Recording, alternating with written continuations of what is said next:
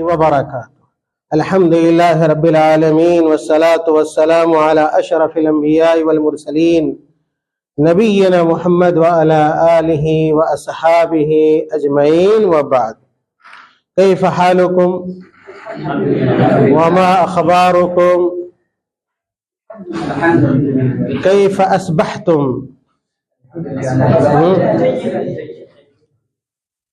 كما تعرفون جيدا نحن نشارك يوميا في سلسلة المكالمات العربية، وكل يوم يشارك منا 2 من الطلاب بهذا الفصل المبارك، وهذا اليوم أيضا يشارك في هذه السلسلة وفي هذه الحلقة السابعة.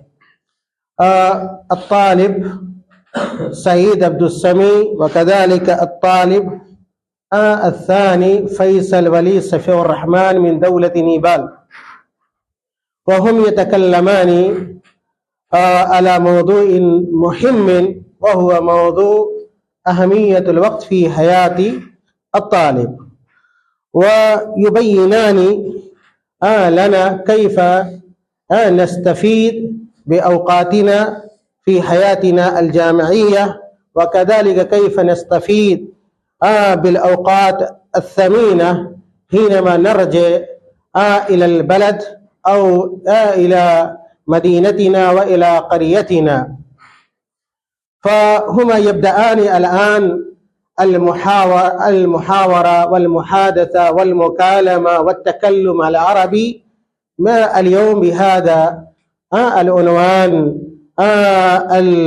المفيد والجميل إن شاء الله. فأولا أبارك هذين الطالبين على هذه المشاركة الطيبة وعلى جهدهما وكذلك حرصهما على المشاركة. بارك الله فيهما ونفع بهما الإسلام والمسلمين. فأقول لهما أن يبدأ الآن المكالمة حول الموضوع المذكور سابقا، وجزاكم الله خير. نعم. السلام عليكم ورحمة الله وبركاته. وعليكم السلام ورحمة الله وبركاته. اسمح لي أن أعرف بنفسي. أنا سعيد، طالب في المرحلة الثانوية. ما اسمك؟ تشرفت بمعرفتك. أنا فيصل، وأنا أيضا طالب في المرحلة الثانوية. يا أخي الغالي، من أين أنت؟ أنا من نيبال، وأنت؟ وأنا من الهند. يا أخي العزيز، كيف يمضي يومك هذه الأيام، وبماذا تقضي وقتك غالبا؟ يمضي يومي بين الدراسة ومراجعة الدروس، وأحاول تنظيم الأوقات قدر الإمكان، لأن الإجازة السنوية قريبة جدا. ما شاء الله، بارك الله فيك وسدد خطاك. يا أخي الحبيب، كيف يمضي يومك هذه الأيام، وبماذا تقضي يومك غالبا؟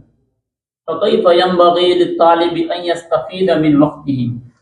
ينبغي للطالب أن يستفيد من وقته بحسن التخطيط ودقة التنظيم وحسن استثمار الساعات، وذلك بوجه برنامج يومي متوازن يقسم فيه وقته بين الدروس والمراجعة والراحة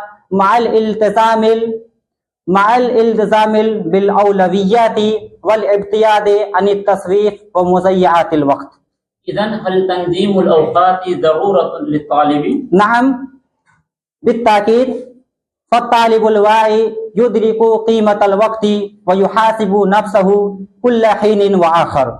ولو نظرت إلى بناة التاريخ لوجدتهم مجدين في العمل ومثابرين على تأدية واجبهم المنوط بهم خير أداء. يا أخي الكريم، ما أبرز مظاهر إذاعة الوقت في عصرنا الحاضر؟ يا أخي الحبيب، من أبرزها الإفراط في استعمال الهواتف الذكية والسحر بلا حاجة والسحر بلا حاجة وكذلك استعمال الهواتف الذكية واللهو وكثرة الحاجة بدون فائدة حقيقية. هل يمكن للوسائل الحديثة أن تكون نافعة للطالب؟